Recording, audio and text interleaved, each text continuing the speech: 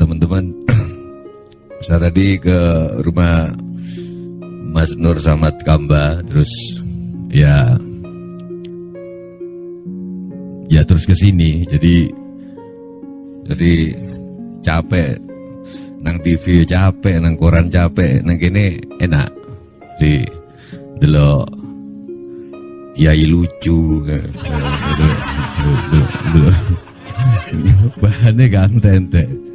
Cuman saya berbeda sama Mas Nur Samad Kamba ini, dihargai orang karena tahu bahwa dia dekat sama Cak Nun. Kalau saya meskipun pakaiannya nggak ulama ini dihargai orang karena semua tahu saya gurunya Cak Nun.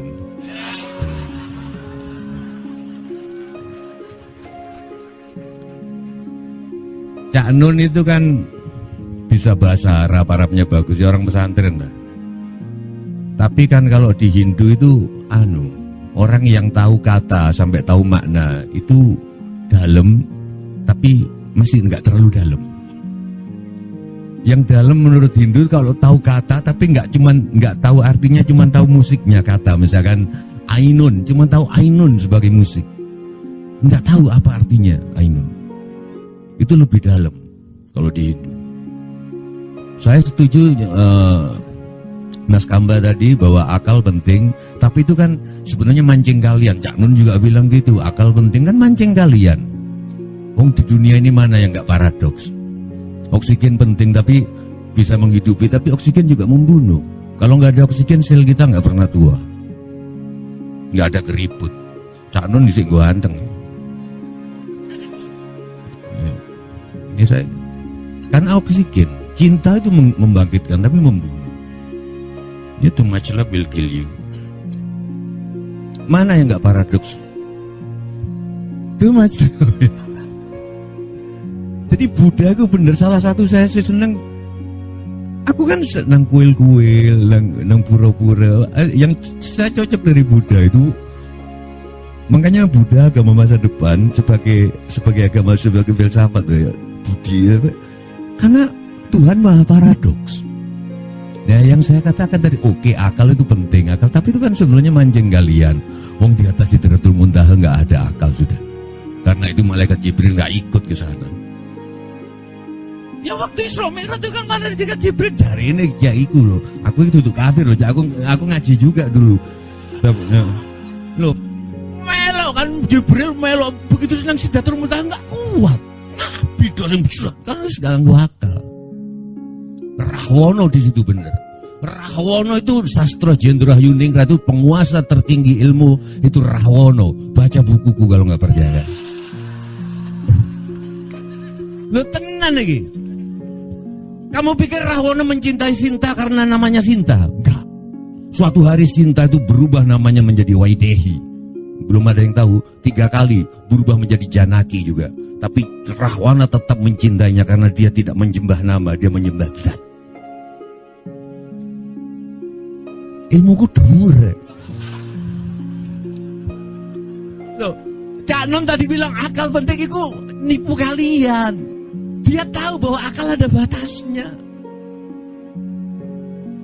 Aku ngaji nggak perlu arti, dan ngajiku sak karepku. Amanar rasulu bima unsila ilaihi min rabbihi wal mu'minun. Nek salah cukup bener iku sak karepku. Qalu amana billahi wa malaikatihi wa kutubihi wa rusulihi wa kutubihi wa qala sami'na wa ata'na ghufranaka rabbana wa ilaikal masir.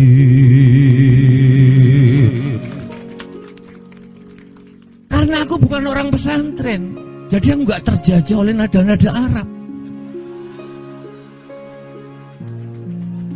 Jadi nggak harus Amanar rasulu bima unzila ilaihi min rabbihi wal mu'minin qalu amana billahi wa malaikatihi wa kutubihi wa rusulihi wa qala sami'na wa ata'na ghufranaka rabbana wa ilaikal masir. Gak gitu.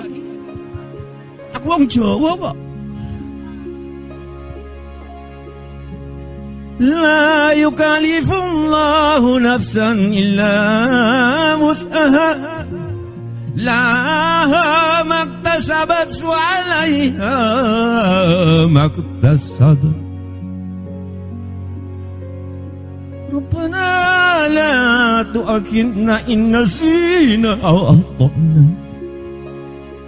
Mbuh terusane ya aku lali. Pokoke kira-kira ngono. Wong aku tarhimku juga gak kaya Cak Nun. Tarhimku kan kalau Cak Nun kan dia kan seolah-olah bebas tapi sebenarnya terjajah Arab.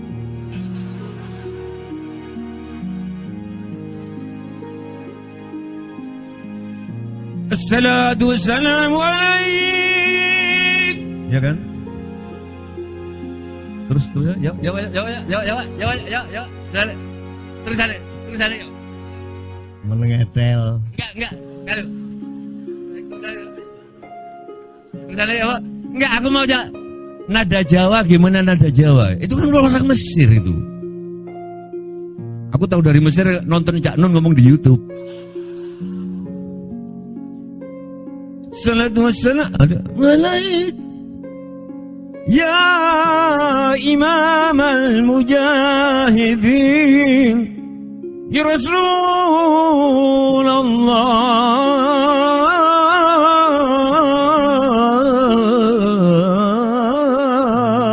Ya kan? Ini aku enggak. Assalatu wassalamu alaik ya imam al-mujahidin ya Rasulullah.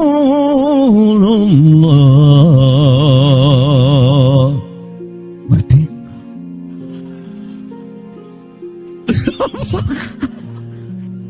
Ngerti gue. Terus kok bisa umroh? Aku juga nggak tahu, tiba-tiba disuruh umroh sama Buya. Wong aku itu sebelum itu kampanye di mana-mana naik haji itu haram kok. Lo serius? Aku selalu bilang kalau naik haji untuk kasus Indonesia, tapi kalau duit naik haji 30-50 juta itu ditabung, terus gak perlu investasi kok Mas Adi tadi bilang, gak perlu investor-investor asing itu bisa untuk membangun sekolahan, membangun jalan raya, membangun listrik dan lain sebagainya. Ya kok ndelala tidak umroh ya, kok ya manut aku. Begitu aku nonton Ka'bah, jancuk ya. Memang bagus. Orang itu untuk muter, orang Jepang, orang mana. Dan aku duduk di Masjidil Haram yang ngeliatin. Sebelum berangkat itu ada asistennya orang sana, mungkin disuruh Buya atau apa, ngasih tahu aku di mobil, nanti bacaannya kalau gini, kalau bagi tawaf gini. Aku bilang wes Mas nggak usah Mas, aku tak mau coba karep-karepku dewe mau coba. Umroh digunting rambut. Tapi ya itu guyon, itu kalian pasti tahu kan. Saya menghargai Cak Nun karena Cak Nun pasti nggak laku di TV. TV itu pasti ustadz yang ngomong haram halal. Pasti itu yang laku. Karena apa? Nek, aku mau jujur, mungkin karena rakyat Indonesia masih banyak yang goblok.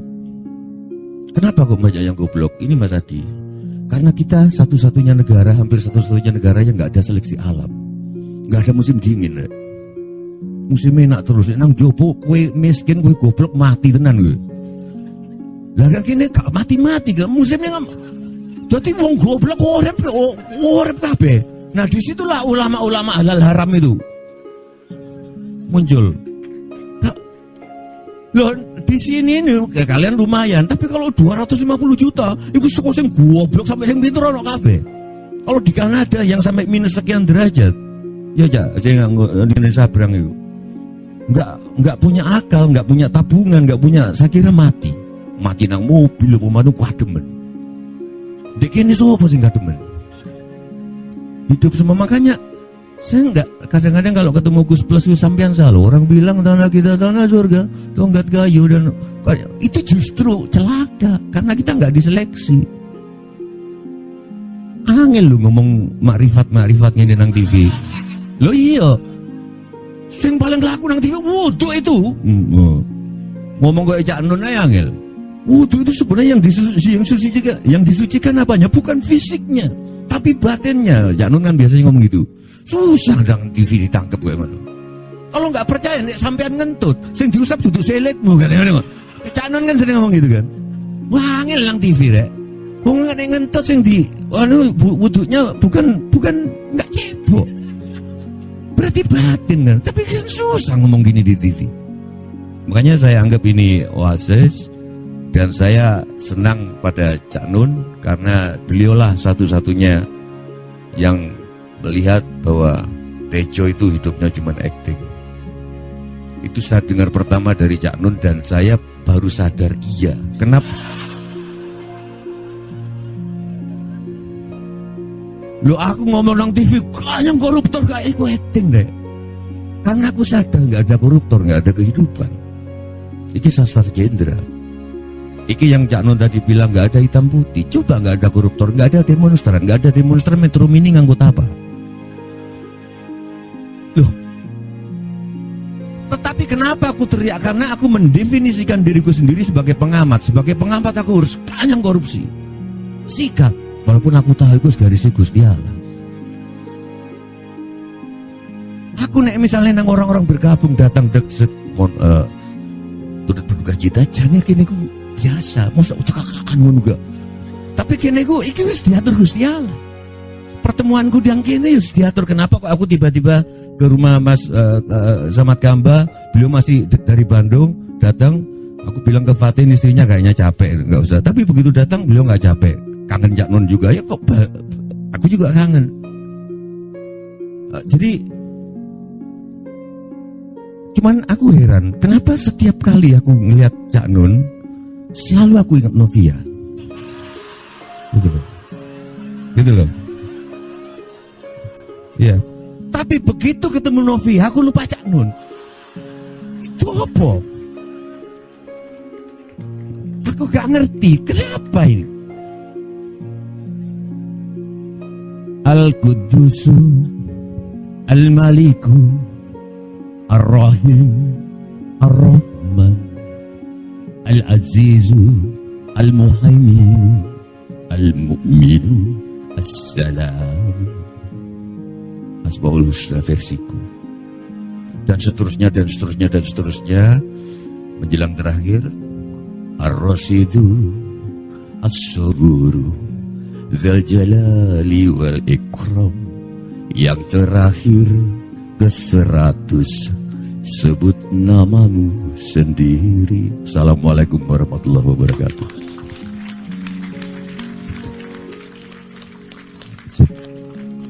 Sekali lagi tepuk tangan lebih keras untuk Tejo.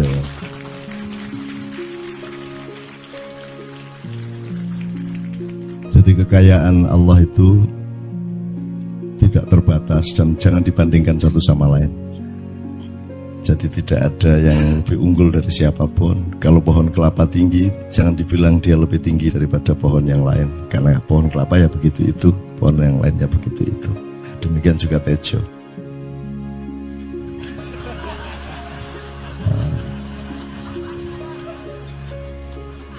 Soal korupsi tadi saya sangat setuju ya Mas Tejo, karena saya terakhir saya ditanya sama anak saya yang nampak tadi itu yang kelas 3 SD.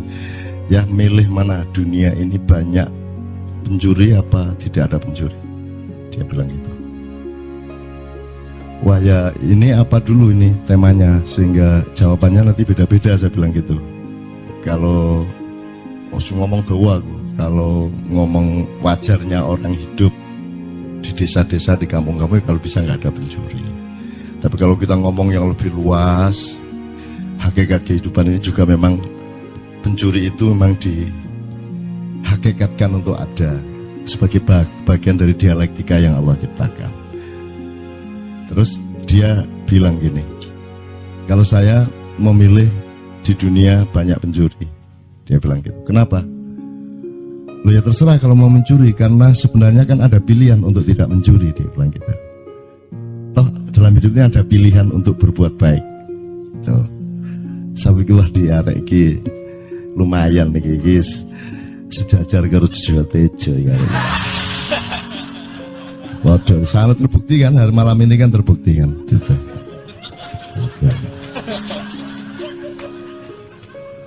Di pada nomor kafe.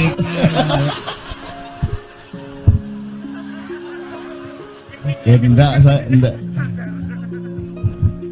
Gini Jo. Enggak minimal disamakan sabrang sih lumayan ya.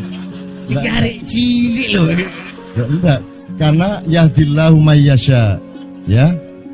Wa yudhillu mayyasha, karena Allah itu tidak terserah Allah kalau mau bikin hujan, dia hujan. Pohon kena, tembok kena, genteng kena, orang kena, semua kena. Dan tidak dihitung orangnya kecil apa gede apa umurnya berapa. Kalau Allah memberi hidayah, itu jangan diperbandingkan usianya TK apa. Bukan Allah memberi hidayah itu. Gak iso gak ngalahno aku Jo konco. Oke, tapi indahnya begini ya, indah sekali teman sekalian. Indah mungkin di forum lain kita bisa seperti ini. Zaman dulu saya sama Gus Dur itu saya tantang gini-gini terus cerita, jadi Gus Dur cerita, aku cerita. Kita pernah di museum situ. Jadi dipertandingkan karo arek-arek. Wis Gus Dur ceritanya gendeng-gendeng nak kayak cerita meneh gitu macam-macam gitu. Dan semua itu karena kita bisa menikmati hidup ini dan kita tidak menuntut materi, tidak menuntut apa-apa karena hidup ini sendiri gini tak wis nikmati luar biasa kan itu. Nah, terus saya tuh gembira Mas Tejo sudah berani ngaji pakai lagu Jawa. Karena saya memberi contoh sudah bertahun-tahun yang lalu. Dan baru hari ini saya menemukan bahwa Mas Tejo sudah mulai berani lah. Anda lihat di YouTube lah, cari banyak kok. Saya adzan pakai lagu Jawa segala macam dan itu tidak ada masalah. Dan saya sudah hitung mantiknya, syar'inya semua sudah hitung sehingga saya justru ketika kita nanti sudah tidak berjuang, ketika kita sudah di surga, kita tidak butuh perjuangan lagi, tidak butuh tahap-tahap dan interval jihad lagi, maka yang terpilih nanti di surga malah lagu Jawa dan Sunda. Adzan kalau mau apa-apa pokoknya reng-rengnya Jawa. Jadi Tejo itu sangat diperlukan Allah di surga. Karena dia nanti yang jadi maestro di sana. Dia menjadi maskotnya surga nanti insya Allah. Khusus. Tapi nanti Tuhan bilang, Jo kowe nang kene nang surga tapi ojo gedean rumangsan. Ini dulu Cak Nun sudah di sini.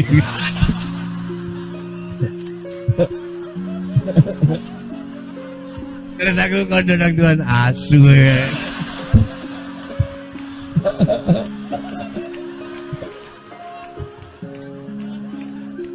Nah Jo, kenapa saya bilang seperti itu?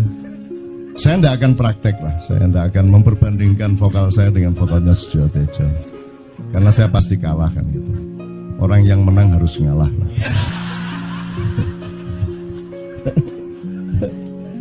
Tapi saya ingin katakan sama dia, pencapaiannya lain Tejo.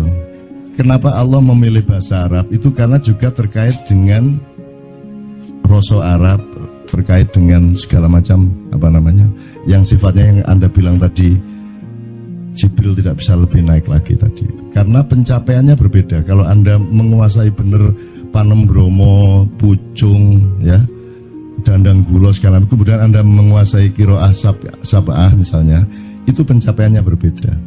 Jadi ada saat di mana kita memerlukan nada-nada Jawa, ada saat kita memerlukan, karena pencapaiannya berbeda. Jadi prosentase vertikal horizontalnya berbeda. Jadi Jawa itu untuk kelangenan, untuk orang yang sudah tenang, sudah tidak perlu berjuang, itu Jawa sangat enak ya. Jadi itu justru orang yang sudah sukses, yang sudah pinter Jawa itu sudah sukses.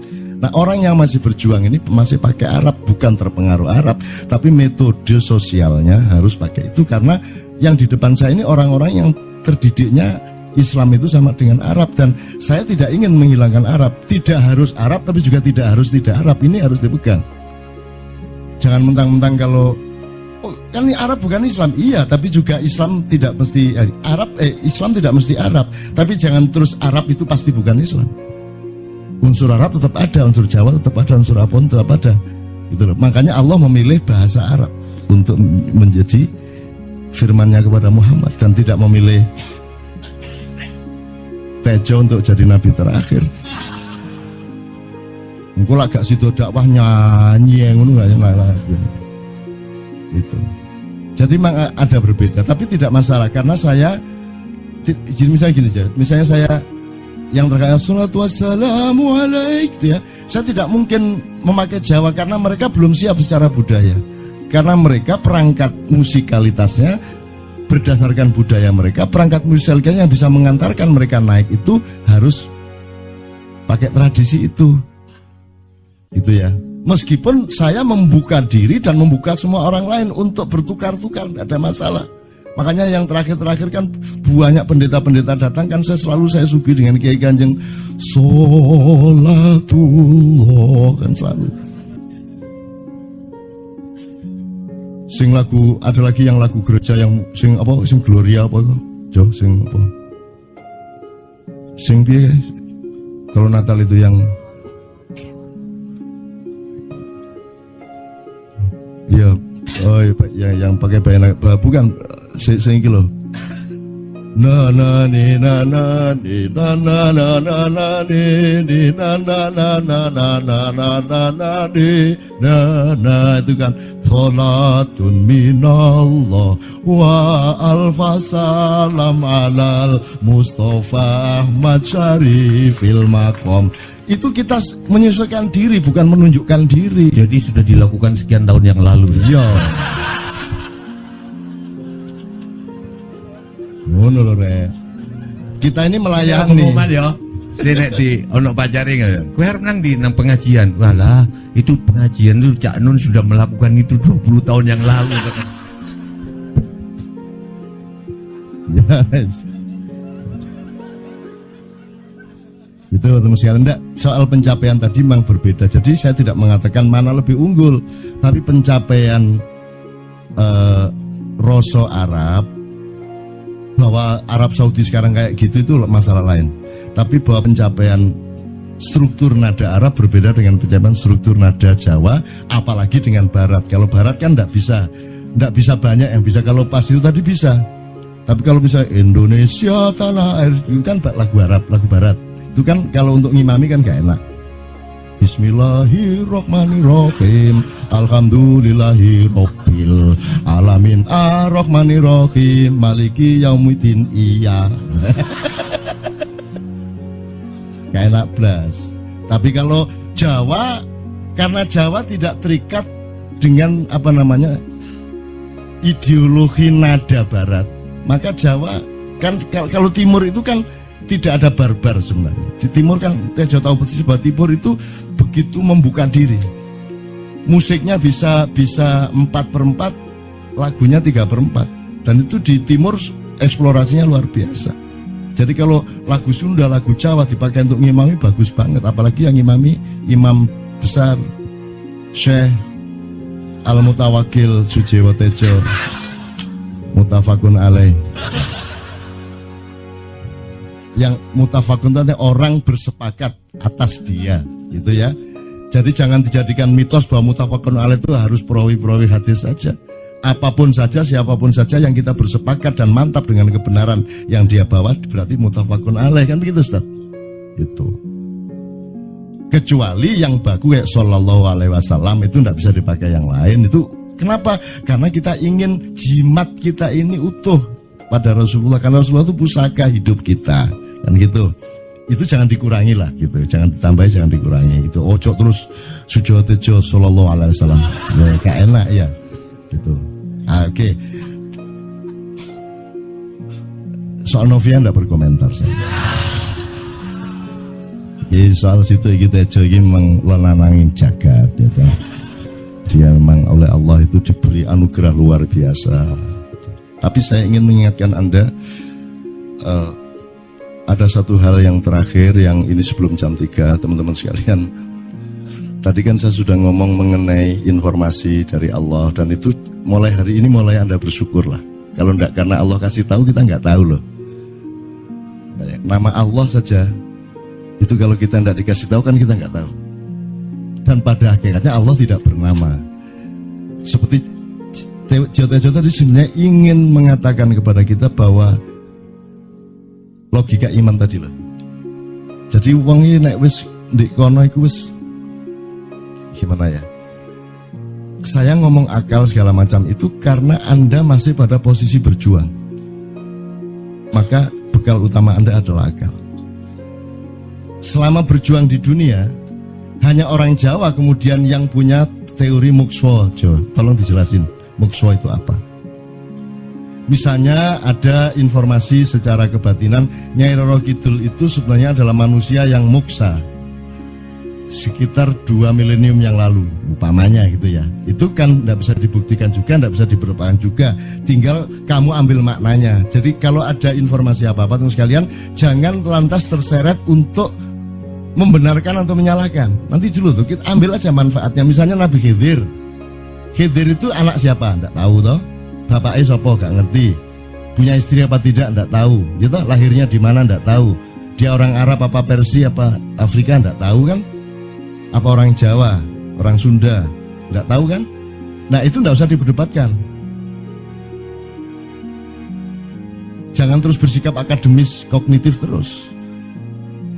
Khidir itu ambil namanya aja lah. Yang penting ada kehadiran. Di dalam dirimu itu selalu ada kehadiran Allah. Karena semua itu tajallillah, semua itu tajallullah, semua itu Allah bertajalli. Lihat Tejo, ingat Allah. Cuman ketika ingat Allah, aku ndak ingat Tejo. Gimana ya? Ono air.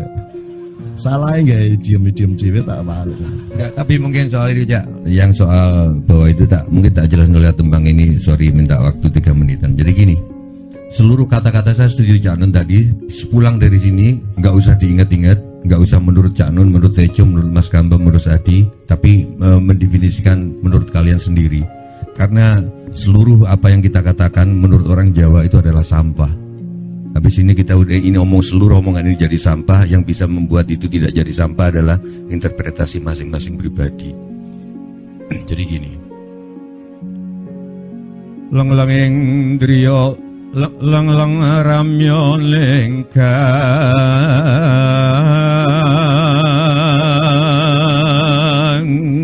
Setelah keramaian begini, pulang ke masing-masing tempat seperti Cak Nun tadi bilang, dengan kesepiannya sendiri-sendiri.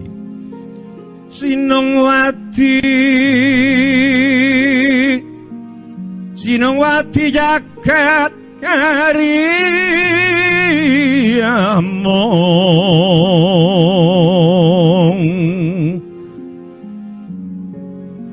Kalian masing-masing yang setelah menganggap ini sampah di lautan pertanyaan, lautan penjelasan, akan mendapatkan mutiaranya sendiri-sendiri, Fidel Castro-nya sendiri-sendiri. Mbak lumba ing sekoro anut. Seperti sampah-sampah yang kumambang di lautan, itulah kata-kata.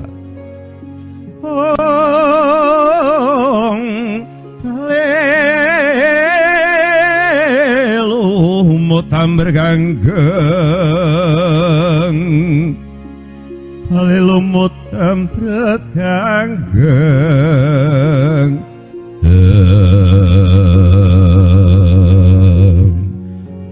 Mohon maaf, saya setuju Cak Nun. Mungkin pencapaian beda-beda tiap bahasa. Mungkin Cak Nun tidak menggunakan Jawa karena menganggap bahwa teman-teman orang masyarakat Indonesia terlalu banyak pengaruh Arab, tidak siap untuk pakai Jawa. Tetapi nggak tahu Cak Nun, saya selama ini sering dikasih pengertian bahwa Bismillahirrahmanirrahim dengan nada itu adalah dengan nama Allah yang Maha Pengasih lagi Maha Penyayang. Tetapi setelah saya nadakan Jawa, ngucapin Bismillah saja dengan rasa Jawa, sorry, ternyata bagi saya Tuhan bukanlah Raja dengan kasih sayang. Setelah saya jawakan lagunya, yang saya rasakan, Tuhan adalah kasih sayang yang meraja. Jadi bukan sesuatu zat yang dilengkapi dengan kasih dan sayang, tapi kasih sayang itu sendirilah Tuhan bagi saya. Karena itu mungkin ya ojo mbok tiru, aku gak sholat mbok pirang tahun nih. Aku terakhir sholat di rumahnya Mas Kamba di Jeddah. Karena seminggu tinggal di sana aku nggak ngerti mau ngapain. Ya udah, akibatnya tanya Fatin mana istrinya. Oh, aku mau subuh aku kapan ya? Aku sholat itu. Aduh, di kamar dikasih sajadah, ngopo sajadah gitu. Ya, habis itu aku nggak sholat lagi. Tapi mungkin kalau yang kalian sebut tajalli, siapa tahu ketika aku gini, siapa tahu ketika aku ngerokok, siapa tahu aku ketika cekakaan sama Cak Nun, tapi dalam hatiku adalah innama amruhu idza arada syai'an an yaqula lahu kun fayakun. Siapa tahu itu terus yang aku ucapkan. Siapa tahu al-ikhlas terus yang aku ucapkan. Kalian nggak tahu. Tapi saya setiap kali ketemu Cak Nun kelihatannya ngeledek, tapi mungkin aku berharap kalian bisa merasakan sebetulnya bukan itu. Ya acting, tapi aku sayang. Beliau ini banyak musuhnya, banyak yang sinis ke dia. Tapi aku oke. Dan aku hadir ke sini bukan tanpa risiko di kalangan beberapa teman. Oke Cak Nun, terima kasih. Mudah-mudahan, dan saya minta doanya ke teman-teman saya mau ngamen di Kairo.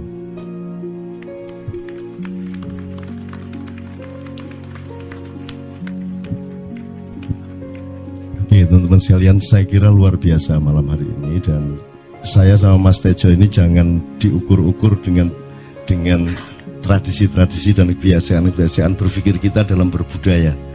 Karena ini bukan masalah kebudayaan, ini semua masalah bahkan di atas akal sehat kalau Tejonya mengistilahkan tadi gitu ya teman sekalian. Jadi saya sama dia kalau enggak nyanyian ya enggak.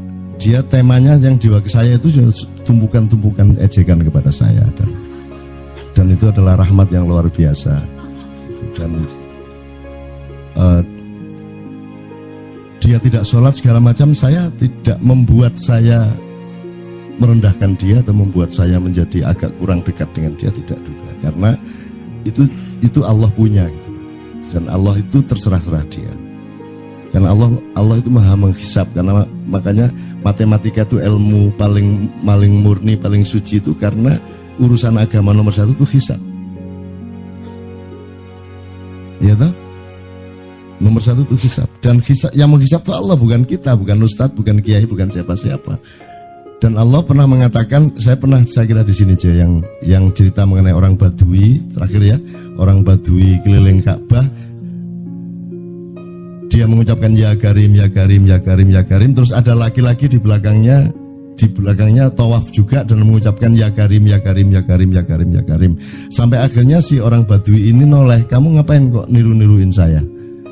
Terus laki-laki itu bilang, lu saya nggak niru-niruin kamu, saya memang ingin mengucapkan zikir ya Karim, ya Karim. Udah akhirnya jalan lagi, tapi yang belakangnya terus ya Karim, ya Karim, ya Karim. Akhirnya marah ini si Badui. Badui bilang, kalau kamu niru-niruin saya terus, nanti saya kasih tahukan kepada Muhammad kamu. Orang yang paling saya imani, orang yang paling saya cintai, orang yang paling saya percaya, orang yang paling membuat hidup saya sangat hidup, itu Muhammad namanya. Terus orang di belakangnya bilang, kamu sudah ketemu Muhammad belum? Belum. Saya sudah keliling-keliling di Mekah tadi, belum tahu di mana Muhammad. Akhirnya saya muter-muter di Ka'bah ini. Terus Rasulullah kurang pinter acting kayak Tejo. Kalau seandainya yang di belakangnya itu Tejo, kan pasti diperpanjang-panjang itu. Tapi Rasulullah tidak tahan saking cintanya kepada orang itu, akhirnya dia mengatakan, ya Arab, akulah Muhammad yang kau cari. Wah, akhirnya si Arab ini, si Badui ini memeluk Muhammad sedemikian rupa. Terus tiba-tiba Jibril datang disuruh Allah, ya Muhammad, Allah yuballigh assalam ilaik, Allah menyampaikan salam kepadamu. Oh ya, waalaikumsalam warahmatullahi wabarakatuh. Gue tahu salam-salaman karo Gusti Allah. Liwat pasar, assalamualaikum. Terus dia bilang, waalaikumsalam. Ono tulisan di langit, asik tau kan? Asik lagi. Allah menyampaikan salam kepada Muhammad. Oh, waalaikumsalam. Apa yang bisa saya dengarkan dari Allah? Allah menitipkan pesan, katakan kepada Yahudi itu. Apa dia pikir kalau dia menzikirkan ya Karim, ya Karim, ya Karim, wahai yang maha mulia, wahai yang maha santun, apakah lantas dipikir aku tidak menghitung dosa-dosanya? Kata Allah melalui Jibril lewat Muhammad, dikatakan kepada Badui, Allah mengatakan kepadamu, apakah kamu pikir kalau kamu wiritan ya Karim sambil mengelilingi rumahnya Allah, lantas Allah tidak menghitung dosa-dosamu. Si Badui marah kayak konco. Kalau Allah berani menghitung-hitung, akan aku hitung dia. Wani-wani ngitung tak hitung genti kon ya. Gitu. Muhammad kaget toh, wah iki arek situ bondo ya. Muhammad kaget. Jibril juga langsung menyampaikan kepada Allah. Terus Allah mengatakan, katakan kepada Badui, bagaimana mungkin dia menghitung-hitung saya, kata Allah. Terus Muhammad menyampaikan, wahai Badui, bagaimana kau menghitung Allah? Allah yang menghitung kamu. Terus Badui menjawab, kalau Allah berani-berani menghitung dosa saya, aku akan menghitung ampunannya. Kalau Allah berani-berani menghitung kekhilafan dan kekeliruan saya dan ngawur-ngawurnya ngomongnya saya, aku akan hitung permakluman dan kedermawanan dia kepada saya. Coba seimbang apa tidak? Aku yakin permakluman dan ampunan Allah akan lebih melimpah-limpah dari kesalahan saya. Gitu ya. Jadi mulai meneh metu oma. Ayo wani-wani ngitung. Wani-wani ngitung tak hitung ganti kan. Ya. Terus tahu nggak jawaban Allah?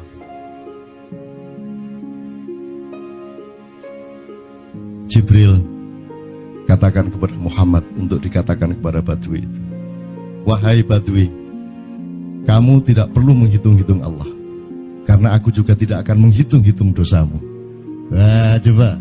Jadi kalau itu berlaku untuk Tejo kan sembahyang gak sembahyang beres tuh. Iya lah, beres. Ya kita doakan aja, amin ya robbal alamin itu ya. Enggak gitu konteksnya, enggak gitu. Enggak. Gini loh. Aku ngomong gitu konteksnya supaya kalian nggak nyangka bahwa aku ini sholat itu. Aku nggak bener agamaku itu aja. Oke, bagus. Ini seperti Weldo. Anda pernah kapan-kapan Weldo tak suruh ke sini. Weldo itu teman kita dulu jamaah Al-Falah Surabaya. Kemudian dia memberontak karena dia seperti dia ini tanya macam-macam dan kiainya marah. Seharusnya kan menjelaskan dengan arif yang marah. Kayaknya Weldo itu sekarang berpenampilan kayak wayang. Bener-bener ini ditato, tidak pakai baju kayak gini, tapi pakai pakaian wayang sehari-hari. Ininya udah pokoknya Anda nggak paham ngelihat dia. Bagaimana dia bisa tahan hidup seperti itu, krempieng, nggak pakai kaos, nggak pakai apa, terus sudah sampai bawahnya dia pakai seperti itu. Dan saya tanya waktu Ma'iyahan di Surabaya, di Bali, Bung Weldo, saya kagum sama Anda. Karena saya tidak bisa menemukan satu orang pun di dunia ini, baik dia manusia biasa, tokoh, bahkan Nabi dan Rasul, tidak saya temukan yang berani tampil kayak Anda, saya bilang gitu. Bayang no Megawati pakaian kayak awakmu ngono. Wis gak ono wong wani. Cuman saya ingin Anda teman-teman ini memahami kenapa Anda berpakaian seperti ini. Jawabannya seperti Tejo. Persis. Karena saya ingin semua orang yang ketemu saya menyangka saya adalah orang yang tidak baik. Karena saya ingin orang yang ketemu saya, mereka tidak berpikir bahwa saya itu sholat tiap hari. Ini saya terpaksa menjawab karena ditanya oleh Cak Nun. Gitu. Jadi Tejo itu ya sejajar sama Wildo tadi.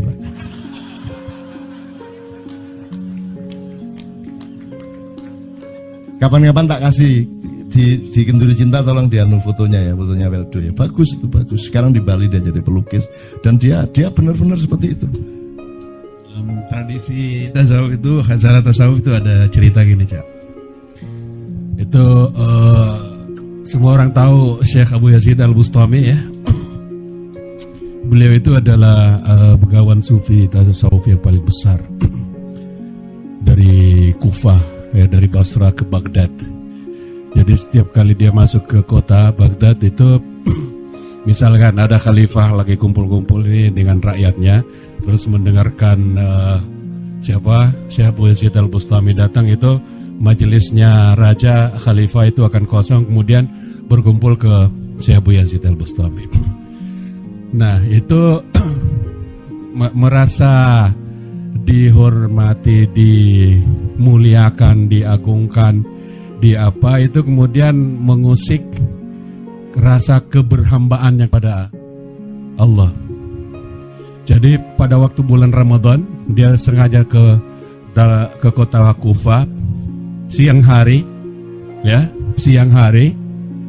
makan di warung di tengah kerumunan orang banyak. Kemudian orang-orang itu pada memaki, pada yang menyesali gitu. Ini katanya wali kok gitu ya.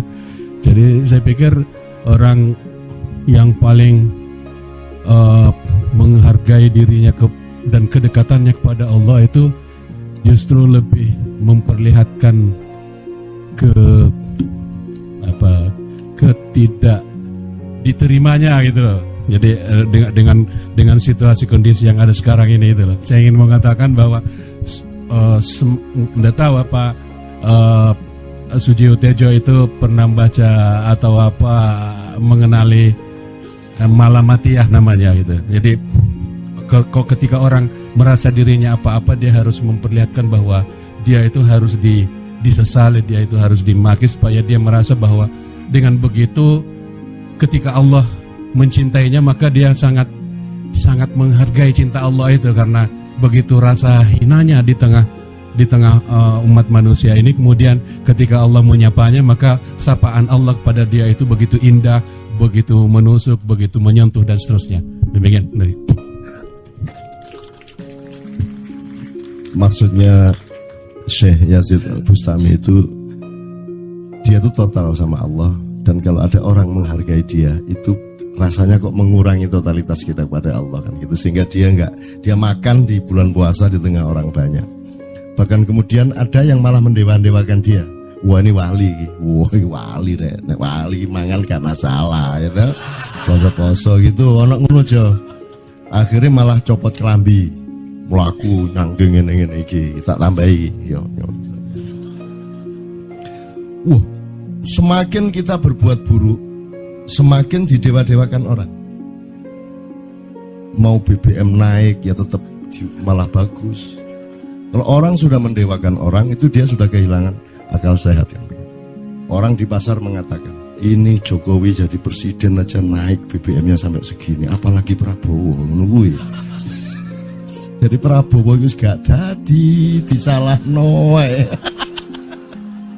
Coba pikirannya ada gitu orang di pasar. Jokowi aja segini naiknya, apalagi Prabowo, coba. Oke. Jadi yang satu itu sudah nyata, yang satu masih kalau itu loh, wis dihukum.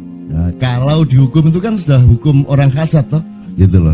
Maka Abu Nawas dihukum karena dia membawa pisau. Kenapa dihukum? Kata Abu Nawas. Terus kata hakim, kalau karena kamu bawa pisau, dikhawatirkan kalau kamu nanti bisa bunuh orang. Itu kata si hakim. Terus Abu Nawas, oke, saya masuk penjara, tapi harus sama Pak Hakim. Loh kenapa? Kata hakim, lah Abu Nawas menjawab, lah Pak Hakim bawa alat kemaluan kemana-mana. Dikhawatirkan kalau Pak Hakim memperkosa anak perempuan. Lah kalau loh, salah di Indonesia.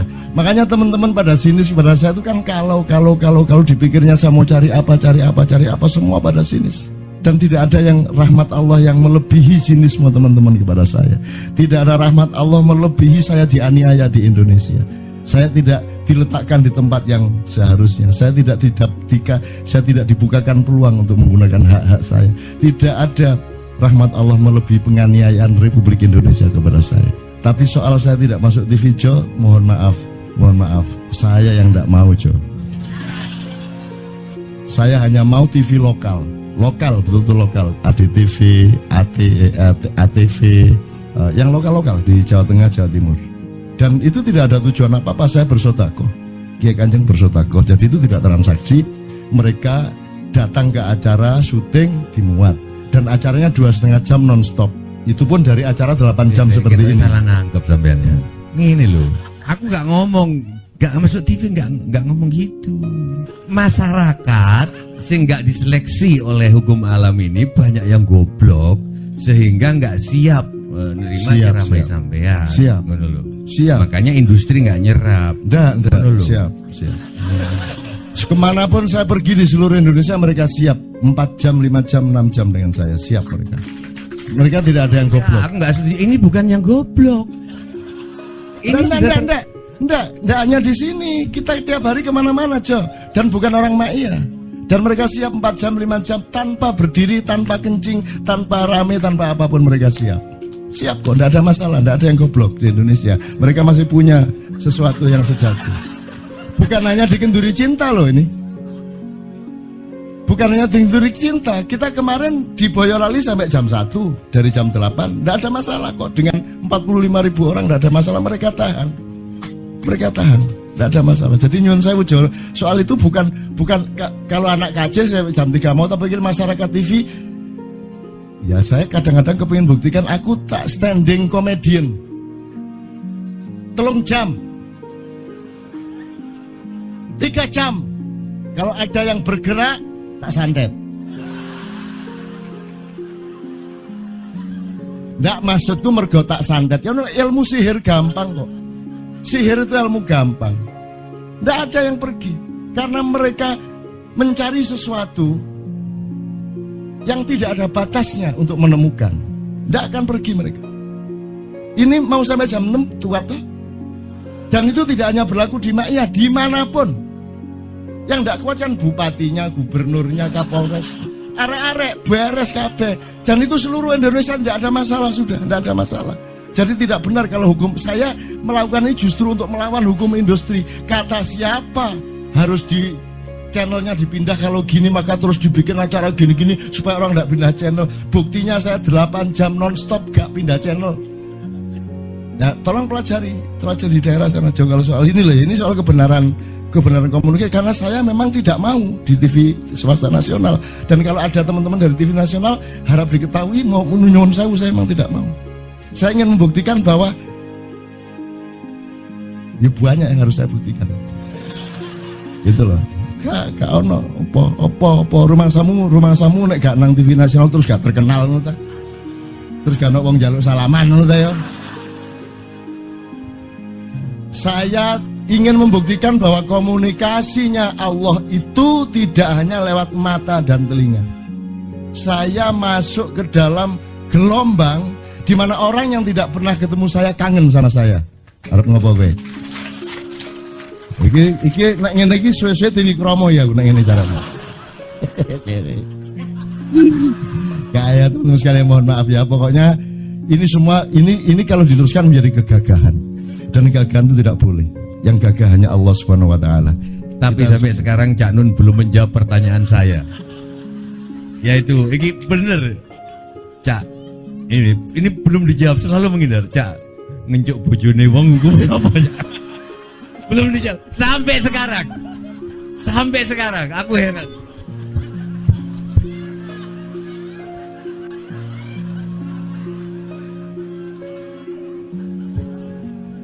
Itulah untungnya Allah memberi fenomena yang namanya puasa. Tidak semua hal yang kita ketahui kita ungkapkan. Tidak semua pertanyaan harus kita jawab. Justru pertanyaan itu ada yang jawabannya adalah bukan jawaban. Ngono Joy, kayak itu kan ya. Begitu saya menjawab, dia menjadi bukan jawaban. Karena jawabannya adalah saya tidak menjawab itu. Loh Joy, ngerti tak? Ngerti tak? Bahkan kalau diterusin ya, makanya tadi saya bilang, kamu nggak butuh iman, kamu sudah menyatu sama Allah dan seluruh hidupmu itu pertimbangan nomor 1 Allah. Kamu nggak perlu iman lagi. Kamu sudah teh manis, nggak perlu tambah gula lagi. Iman itu kan proses perjuangan. Makanya untuk ikhlas ya malam hari ini yang harus kita amati, jangan sampai mengurangi keikhlasan Anda dan saya, Tejo dan semuanya. Karena Anda jangan jadi orang ikhlas kalau tidak kuat menanggung bebannya. Karena orang ikhlas itu terpaksa kadang-kadang cacat-cacat keikhlasannya. Kenapa? Kalau orang ikhlas memberitahukan bahwa dia ikhlas, orang menjadi tidak percaya dia ikhlas, batal juga ikhlasnya. Tapi kalau kamu tidak bilang kepada orang itu bahwa kamu ikhlas, dia akan melakukan kamu sebagai orang yang tidak ikhlas. Angel ikhlas itu. Gak diomongno karo, diomongno batal. Jadi jawabannya apa? Jawabannya adalah tidak ada jawaban itu jawabannya. Kon niku lak njaluk fatwa to kon niku. Nang MUI gak wani, pokoknya Cak Nun manduk sip ya, ngono karepe ya. Dobol arek itu. Oke, tapi tidak apa-apa ya Allah, ya Rabbi ya Karim, betapa kayanya Allah ini ya, betapa kayanya. Dan Anda jangan menurut siapa. Jadi kalau ada orang bilang, wah ini masuk neraka, terus gue percaya kan gitu. Loh, Anda bilang, cater aku mlebu neraka. Wis cater sampean, goblok ya sampean cater. Wis ket pian aku mlebu neraka. Aku nang swarga soalnya nek kono dapurmu. Kan ngono kan. Mau aku gitu kan. Ini cara kita guyon sampai Azhadi Siregar ya Bang Hadi itu mengatakan kalau pakai retorika ikhlas itu begini. Kata Rasulullah, tangan kanan berbuat, tangan kiri jangan sampai tahu. Kalau perlu di hadapan manusia umumkan bahwa kamu tidak sholat, untuk menyembunyikan bahwa sesungguhnya kamu rajin sholat.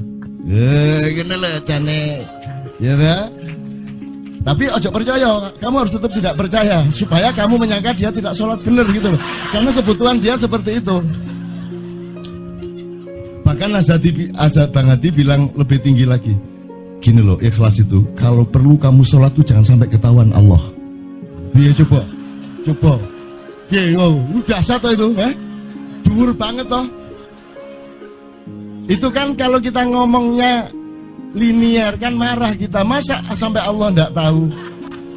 Loh, itu retorika namanya, itu sastra namanya. Sastra itu enggak kok terus fi kulli sumbuhatin mi'atu habbah. Kalau kamu beramal satu itu seperti pohon yang jumlahnya 70 berbuah 100 masing-masing. Jika kalau kamu kasih 1 juta, kamu akan dapat 700 kali lipat.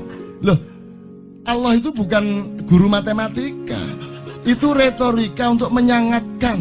Misalnya wong wedok, kalau kamu senyum itu sedekah yang bayarannya sama dengan sholat tarawih. Oh, kata gitu.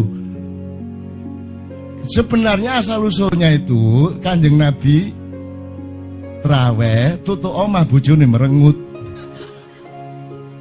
Kira-kira loh, Jo.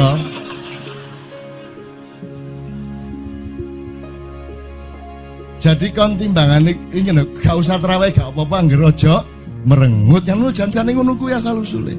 Jadi bukan kok terus pahala iki sakmene, enggak gitu. Itu cuman misalnya 2,5 derajat hilal harus kelihatan. Itu kan istilah, enggak kok terus diukur temen. Wah, 2,4 gurung ya iki. Enggak gitu. Nggak ada presisi fisik tuh, nggak ada. Sholat menghadap Ka'bah itu ya nggak ada. Nggak ada. Ka'bah di sana kok. Sana. Bukan di sana. Di sana buminya bulat kok. Sembayang ini kan.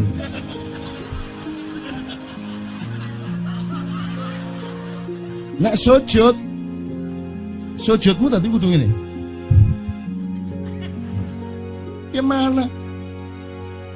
Kok regulasinya material itu kan sama dengan wudhu tadi. Itu kan pokoknya administrasinya tuh ngadep ke sana. Maka kemudian kalau kita sederhanakan, Ka'bah itu kiblatnya orang di Masjidil Haram. Masjidil Haram itu kiblatnya orang di Mekah. Mekah itu kiblatnya orang di seluruh Arab. Jazirah Arab itu kiblatnya orang seluruh dunia. Yus pokoknya rono lah. Masuk kudu 24,5 derajat persis. Jadi anggur sembayang nggawa kompas.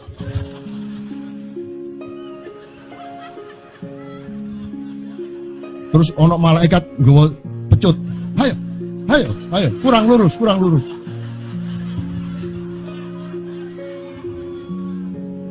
Iki agama ta latihan tentara ya.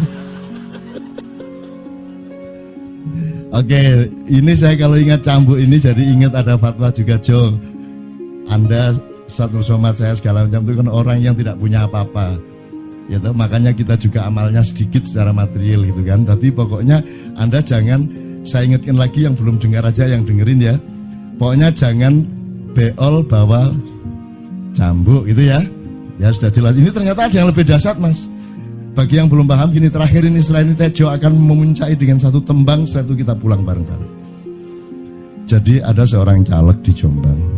Gede gambare, aku numpak becake karo genjot. Alah, dapur murek. Lho napa, Pak? Iku lho. Gambar niku lho. Apa gambar? Alah nek sing nggo pecut kadek nyalek barang. Lho maksudnya sing nggo pecut ya napa? Ngeten lho, Pak. Niku nek sing ten kali terus tae ditotol iwak niku mboten trimo, dipecuti.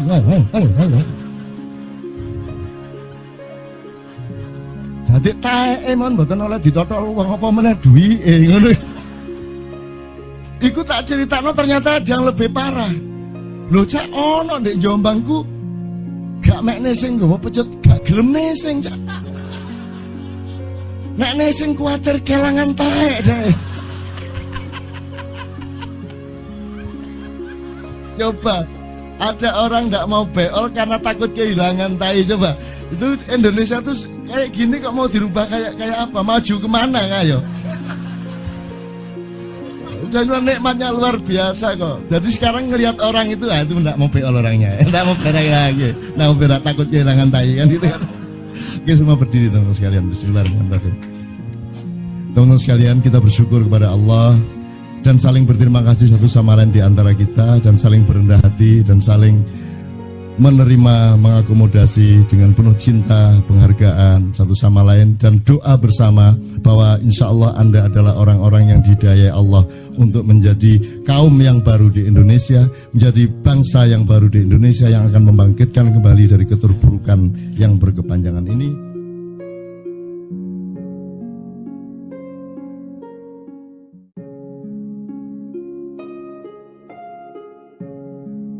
Assalamualaikum warahmatullahi wabarakatuh. Tasawuf psikoterapi itulah nama lengkap dari program studi yang didirikan oleh Syekh Kamba pada 1998. Bagi kami, mahasiswa yang tertarik atau mungkin karena suatu kebetulan memilih prodi tersebut, harus menghadapi banyak asumsi negatif mengenai tasawuf. Namun bagaimana jika tasawuf adalah sesuatu yang sangat akrab dengan manusia? Bahkan konon manusia hampa tanpa tasawuf dalam hatinya, tampaknya karena modernisasi tidak menepati janjinya untuk menghadirkan kebahagiaan dan memberi makna bagi kehidupan. Modernisasi memang tidak harus selalu dipandang dengan pandangan sinisme. Selain menimbulkan berbagai polemik, nyatanya modernisasi juga menjadi harapan baru bagi dimensi keilmuan dan dalam lingkup spiritual. Gagasan mengenai tarekat virtual adalah contohnya dan merupakan suatu terobosan bertarekat dari Syekh Kamba di zaman modern. Tarekat virtual timbul dari kajian dan pengamatan panjang mengenai Islam maupun tarekat itu sendiri. Contohnya, mengapa umat Islam tidak mampu mengubah suatu tatanan peradaban selama berabad-abad lamanya, sementara Nabi Muhammad mampu melakukannya dalam waktu 25 tahun. Bukan hal baru lagi jika menjadikan Muhammad dan Nabi sebagai alasannya. Dalam bukunya Kids Zaman Now menemukan kembali Islam, Syekh Kamba justru tidak menetapkan metode atau ajaran khusus dalam bertarekat. Meski menawarkan jurnal harian, pada dasarnya menurut Syekh Kamba, tarekat justru harus dilaksanakan berdasarkan kenyamanan dan ketulusan masing-masing. Suatu hari kami pernah bertanya kepada beliau tentang bagaimana tata cara atau amalan dalam tarekat virtual. Beliau menjawab, ketika saya mengajarkan tata cara atau amalan bertarekat virtual, maka saya sudah melenceng dari konsep tarekat virtual. Bertarekat adalah kesanggupanmu berkonsisten, bisa saja dengan membaca surah Yasin setiap selesai sholat isya atau yang lainnya, asalkan dijalankan secara kontinu dan menimbulkan transformasi diri. Memang harus diakui, tidak banyak ilmuwan yang menganggap bahwa tarekat tidak boleh tidak dijalankan. Karena bagi sebagian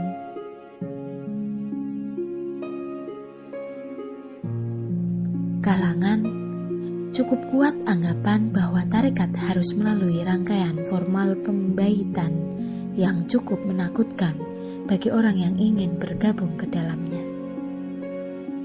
Banyak dari penempuh perjalanan spiritual merasa segan disebabkan konsep psikologis yang sistematis, sehingga timbul pertengkaran dalam pikiran seseorang terkait konsep tasawuf yang esensial. Selain itu, tasawuf menjadi sebuah program studi perkuliahan sebagai salah satu upaya mengembangkan tasawuf dalam ranah keilmuan. Meski tentunya ini menimbulkan pertanyaan mengenai metodologi, apakah yang akurat digunakan dalam kajian tasawuf? Tasawuf adalah kajian yang bersifat individual, yang mengalami atau merasakan pengalaman spiritual sangat sulit untuk dijelaskan. Sementara penelitian dan kajian mensyaratkan asumsi yang terukur dan mampu dibuktikan. Untuk itu, kajian yang dirasa paling cocok untuk disandingkan adalah psikologi, karena berkaitan dengan pola perilaku dan kejiwaan individu. Syekh Kamba dalam pengajarannya selalu mengedepankan gagasan bahwa bertasawuf adalah berislam itu sendiri. Sehingga seringkali topik yang diangkat bukanlah yang terlalu spesifik tentang tasawuf pada umumnya. Misalnya makna mendirikan sholat berarti menjadikan sholat sebagai diri. Syekh Kamba juga berasumsi bahwa ketiga ajaran tasawuf yakni muraqabah, tazkiyatun nafsi, dan memaknai segala sesuatu sebagai interaksi dengan Allah praktis dapat dijalankan mulai dari bangun tidur hingga tidur kembali. Ketiga ajaran ini menurutnya dapat menjamin keikhlasan seseorang, tidak hanya dalam ibadah formal keagamaan, melainkan menjadikan setiap perbuatan bernilai ibadah di mata Allah. Syekh Kamba beberapa kali menyatakan bahwa Islam harus dikembalikan kepada kemurnian dan kesejatian ajaran Nabi Muhammad SAW, agar supaya tasawuf bukanlah sekedar kajian panjang yang dipisahkan dari ajaran Islam. Tasawuf justru menghadirkan nilai dan rasa pada setiap ibadah. Memaknai setiap ibadah yang dijalankan sangat memungkinkan tasawuf untuk menjadi gaya hidup seseorang. Gaya hidup yang murni dan tidak berusaha mendekatkan diri kepada kepentingan temporer. Syekh Kamba menyatakan bahwa dalam berguru dapat dilakukan secara virtual dengan mursyid yang mungkin tidak sezaman.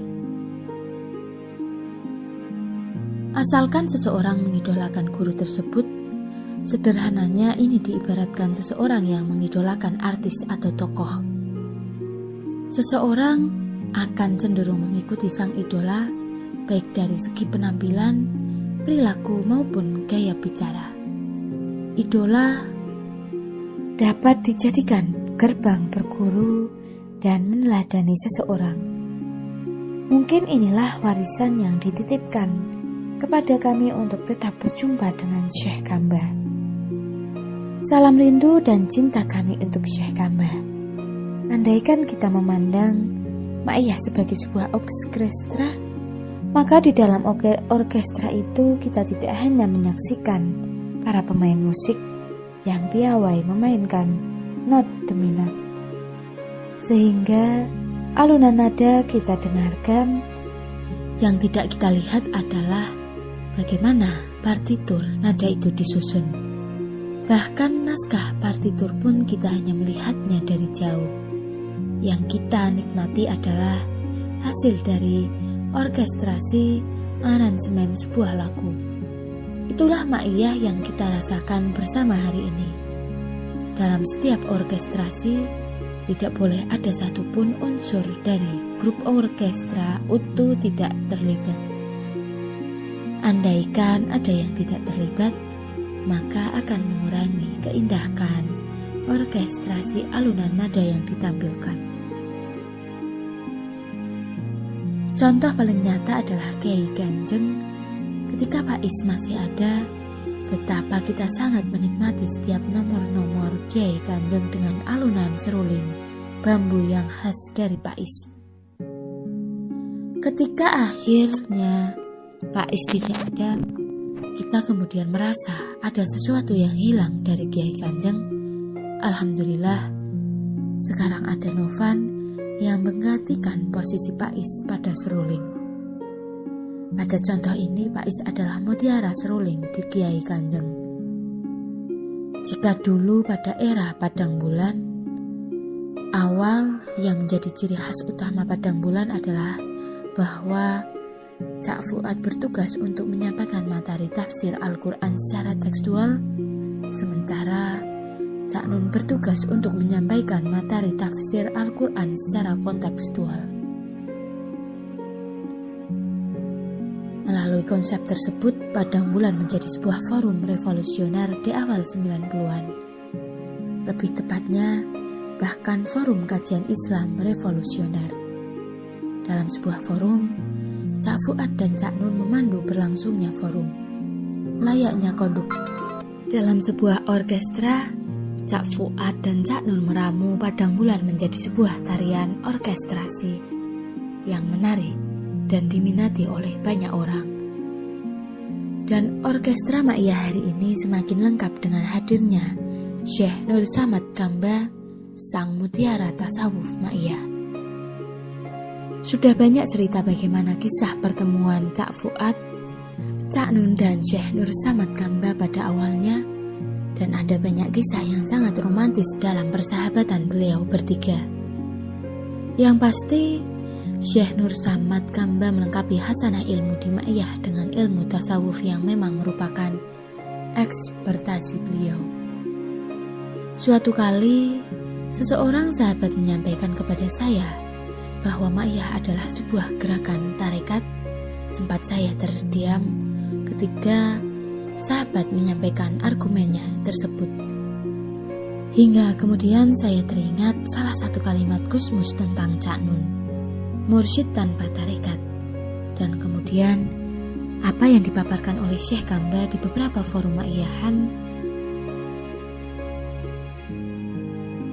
semakin mempertegas argumen sahabat tersebut tentang bahwa Ma'iyah adalah sebuah tarekat.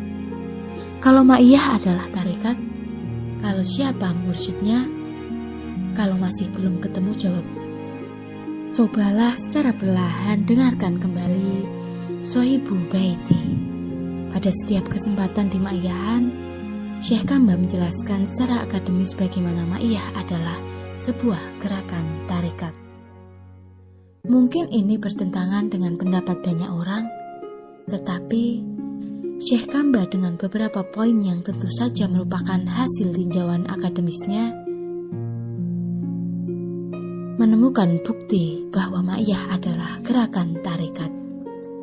Simaklah puisi-puisi karya Mbah Nun pada seri 99 untuk Tuhanku.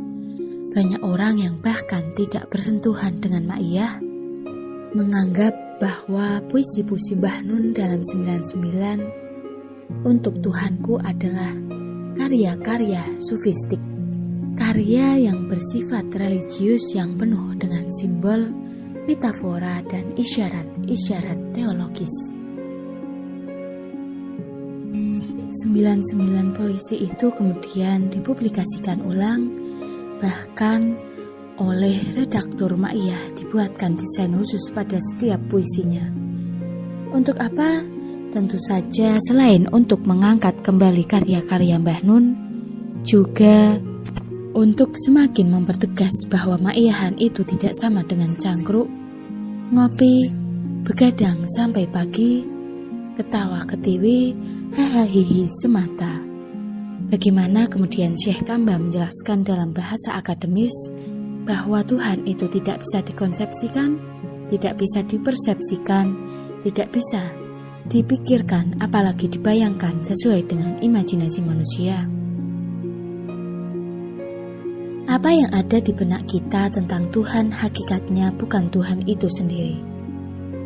Mungkin bagi sebagian besar anak-anak Ma'iyah menganggap penjelasan Syekh Kamba sangat rumit, terlalu akademis dan jelimet.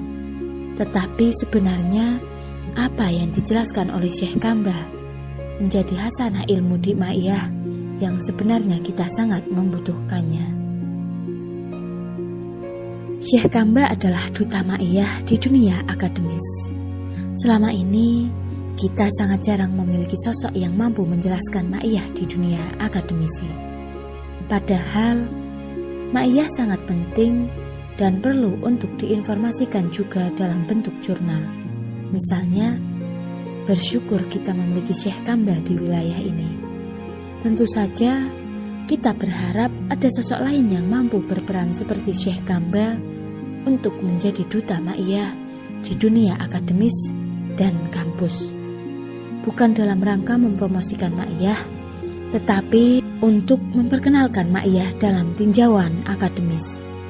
Syekh Kamba telah melakukannya dalam tinjauan tasawuf. Sementara masih ada banyak jendela dan pintu yang bisa dijadikan pijakan untuk memperkenalkan Ma'iyah lebih luas lagi. Dalam sebuah tulisan di caknun.com, Syekh Kamba menjelaskan bahwa konsep segitiga cinta di Ma'iyah yang merupakan salah satu pondasi utama dalam dunia tarekat telah mampu dijelaskan dan dijabarkan oleh Mbah Nun dan sekaligus diterapkan aplikasinya. Syekh Kamba menjelaskan bahwa sebab Ma'iyah sangat terikat oleh cinta adalah karena hubungan yang intim dengan Allah dan Rasulullah tidak mungkin terbangun tanpa ketulusan, keikhlasan, dan kemurnian jiwa. Tentu teman-teman masih ingat penjelasan Syekh Kamba tentang bahwa Ma'iyah adalah jalan kenabian karena memiliki 5 prinsip nilai kenabian. Syekh Kamba menjelaskan bahwa dengan adanya forum Ma'iyahan yang akan menjadi titik-titik air yang menjadi modal awal para salikul Ma'iyah untuk berproses mi'raj menuju Allah. Paparan Syekh Kamba dalam tulisan tersebut menjadi sebuah peringatan bagi kita bahwa melalui Ma'iyahan yang sering kita ikuti, tidak kemudian dengan mudahnya kita merasa paling Ma'iyah, apalagi merasa paling Islam, merasa paling mengenal Allah, merasa paling paham tentang konsep Tuhan dan lain sebagainya.